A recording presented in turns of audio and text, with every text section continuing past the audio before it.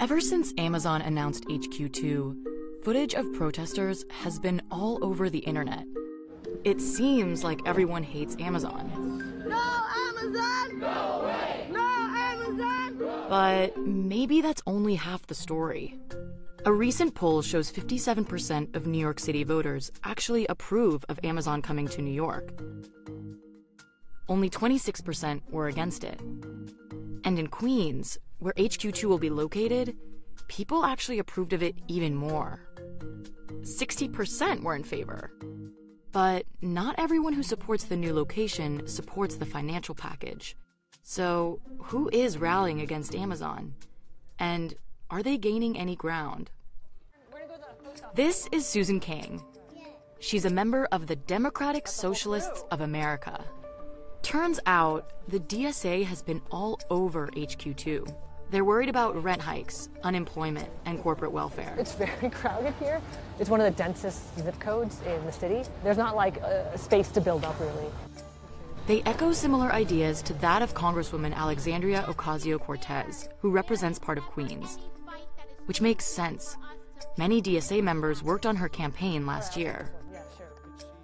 Okay. What are these materials? Petition. A petition. Okay, so the residents will hopefully sign the petition. Yeah. Some people were happy to take a flyer and sign the petition. And we're just handing out some information about how there's too much at stake here when it comes to Amazon. Thanks very much. But there were a lot of people who didn't want to talk. Hello? We're just here talking to folks about the Amazon headquarters that they're trying to build in Long Island City. They're going to bring all these high-salary tech executives. And the DSA is definitely facing an uphill battle. Amazon is everywhere. Oh, look. An Amazon Prime package. People rely on it. And while some in the neighborhood are definitely against the deal and what they see as unfair tax breaks, this neighbor couldn't help but use Amazon. He relies on it for his own livelihood. I have a small business. We sell a lot on Amazon. Yeah. It is a necessary evil. Right, yeah, well... What is your I business? don't love it. We sell natural food. I have to sell through Amazon because that's where 50% of all product searches begin online, so... I feel like the jobs that are coming here are not for people who need jobs. I think that it's just going to be the people who work at Google already are going to... Yeah, that's going to be the small amount of people who work in the tech industry and then a bunch of transplants. Walking around with Susan and Aaron, I couldn't help but feel like Amazon was almost too big to be taken down. Was the door knocking really effective? And my biggest question, whether the Amazon deal can actually be reversed. It seems like the DSA is really saying, we're not asking for the Amazon deal to be renegotiated.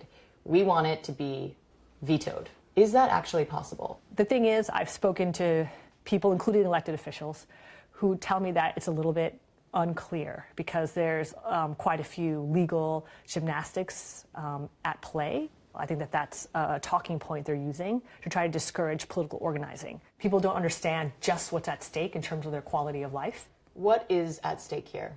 We want to point out to our fellow residents that there's so many things that we could do to protect New Yorkers, and that the money that we have, like the billions of dollars that are going either as tax breaks or direct, money giveaways to Amazon, should be spent on better things. We don't want New York City to become just a corporate playground in which our resources are going to the richest man in the world.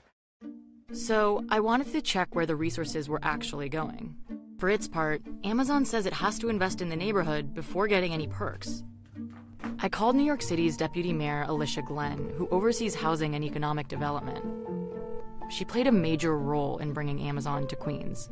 There's been a fair amount of concern over the financial incentives that New York is granting Amazon. What do you say to people who believe this is an unfair deal? So there's no special deal for Amazon, and I think that's really important for people to understand. We've had a long-standing policy of trying to encourage job growth in the outer boroughs, and again, this is an endorsement of that strategy. When we look at the benefit that we're going to get over the coming years, the billions of dollars in revenue that are going to be generated by having Amazon be part of our ecosystem, that's what people should be focusing on, because that's money for all the things that make New York City great. Can the Amazon deal be reversed? It's not an issue of whether or not the deal will be undone.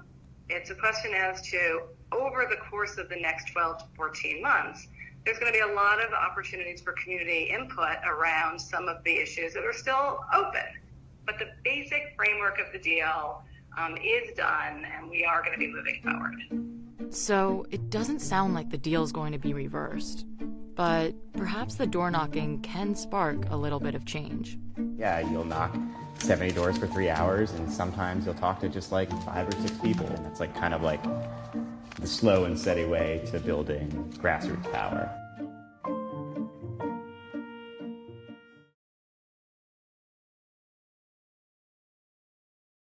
Hey, NBC News viewers, thanks for checking out our YouTube channel. Subscribe by clicking on that button down here and click on any of the videos over here to watch the latest interviews, show highlights, and digital exclusives.